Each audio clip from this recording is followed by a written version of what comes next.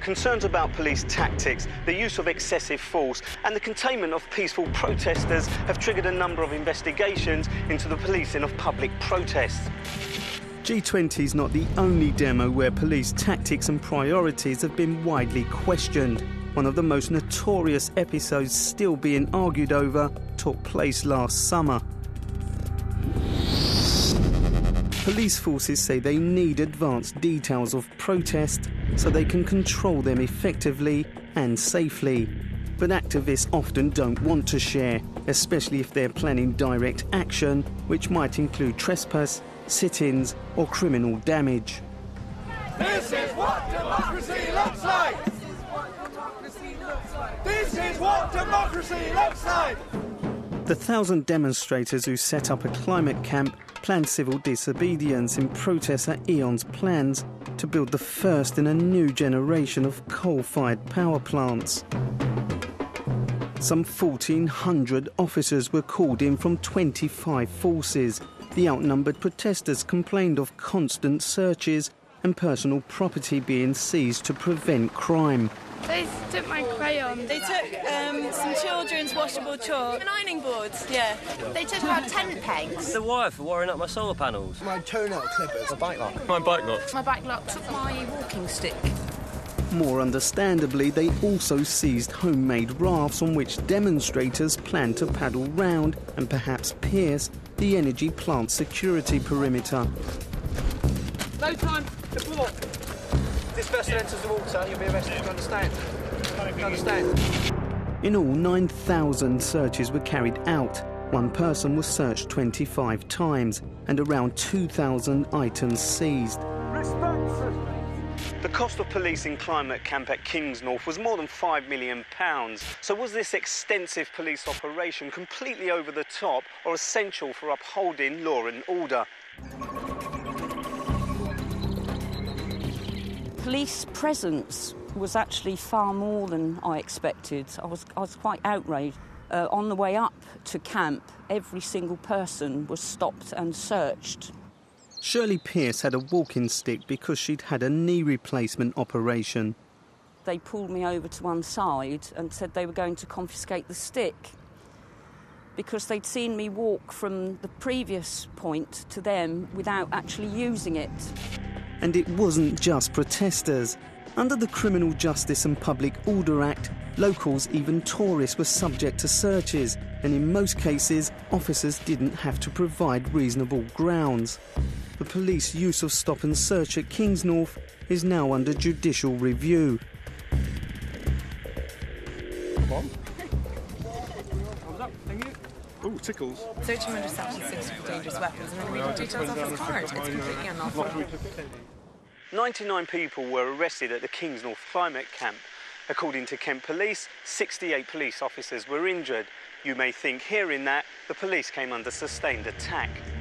But a Freedom of Information request revealed those injuries to be stung on finger by possible wasp, officer succumbed to sun and heat, officer injured sitting in car.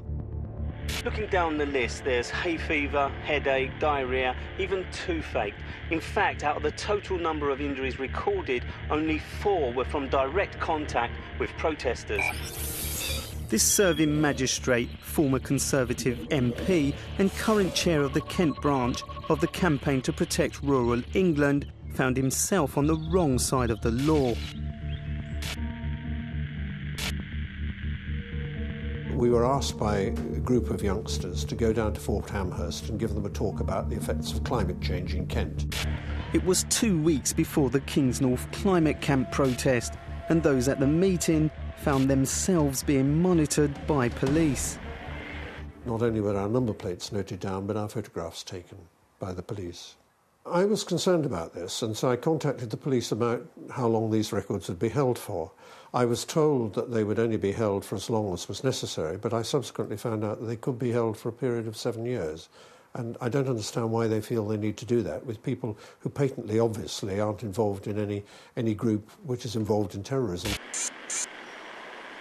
What it seems to me is the police have got themselves into a mindset nationally where they think of environmental protesters as at least potentially political extremists. And that fits in with the views of the energy companies and, I'm afraid, with the views of at least one government department. Under the Freedom of Information Act, we've discovered police passed on intelligence about the Kingsnorth protesters' plans to the power company E.ON.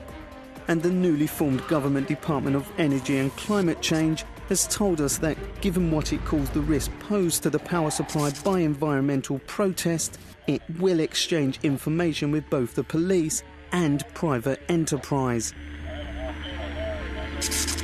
Mr. Knox Johnston wrote to Kent Police to complain about his photo and number plate details being kept on file. Eventually they wrote back saying that if the information does not form part of an investigation of criminality around the protest, then it's disposed of. But that didn't tell him whether the information had actually been destroyed, so we asked Kent Police for him. They've told us his details are still on file. I think if you're just a normal citizen and you've gone along to listen to a talk, to find out that your number plate has been taken and photographed taken as well, you would feel intimidated. You'd feel, well, I'm not sure I want to go to a meeting again if that's what's going to happen. Once the protest began, protesters said they too were repeatedly photographed and filmed by police forward intelligence teams, or F.I.T teams. But the watchers were themselves being watched. It's a search area. Yeah. If you're not being searched, you're not permitted on there. OK. Right. So no legal observers are being allowed in there? Well, that's what I've just told you. F.I.T teams are uniformed officers who are there with the public. They engage with the public. They talk to them. F.I.T stands for Forward Intelligence Teams. They are there to understand what's going on, and they keep people safe. We've obtained a copy of a F.I.T team recording filmed at Kingsnorth.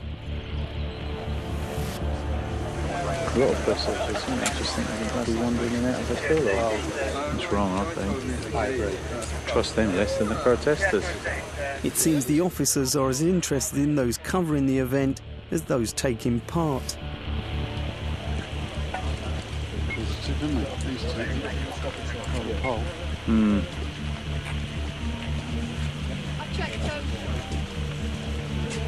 You don't like having this photograph taken. That there with the bald head. Kent Police later accepted that journalists covering the event should not have been filmed. We asked Kent Police for an interview about Kingsnorth. They declined as a judicial review into the policing of the protest is still pending. Andrew Wood's a former press officer for the campaign against arms trade. 4 years ago, he went along to the AGM of a company with links to the industry. We decided that we were going to have a very low-key presence, and there was no one outside the hotel with any banners or placards. There were a couple of people handing leaflets, literally a couple of people handing leaflets to the shareholders. On leaving the meeting, Andrew and a colleague were confronted by 2 F.I.T teams and an evidence-gathering team from the Met.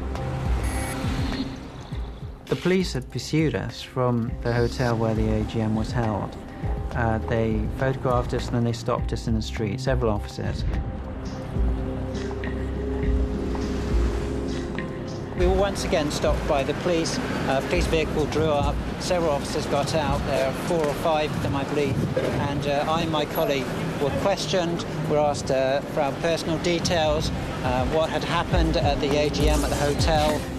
The police followed them across the park, up the street, into the tube station, all the way to the ticket barrier. They asked the ticket inspector to look at my ticket and try and get my personal details, my name, etc., from the ticket, but they weren't successful.